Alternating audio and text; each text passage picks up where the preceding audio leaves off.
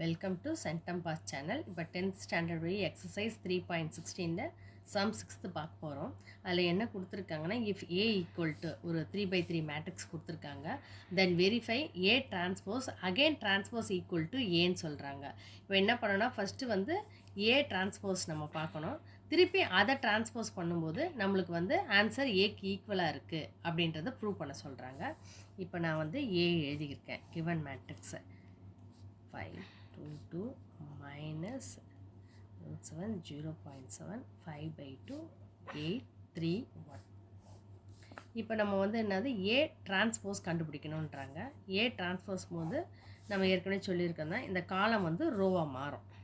இப்போ 5 17 8 2 0.73 2 5/2 1. இப்போ நம்ம டிரான்ஸ்போஸ் பண்ணிட்டோம். இப்போ என்னென்னா, இதை மறுபடியும் டிரான்ஸ்போஸ் பண்ண சொல்கிறாங்க. தென் ஈக்குவல் டு ஏன்னு ப்ரூவ் பண்ணணுன்றாங்க. ஏ டிரான்ஸ்போஸ் அகெயின் டிரான்ஸ்போஸ்னால் இந்த காலமில் நம்மளுக்கு ரோவாக மாறும் நம்மளுக்கு. அப்போ என்னவும் 5 2 2 minus root 17 0.7 5/2 8 3 1. இப்போ பார்த்தீங்கன்னா இது ஈக்குவல் டு நம்மளுக்கு ஏவாக இருக்கும். 5 2 2 minus root 7 0.7 5/2 8 3 1. இப்போ நம்மளுக்கு அவங்க கொடுத்தது A equal to A transpose of A equal to இப்போ நம்ம ப்ரூவ் பண்ணிட்டோம். தேங்க்யூ ஃபார் வாட்சிங்.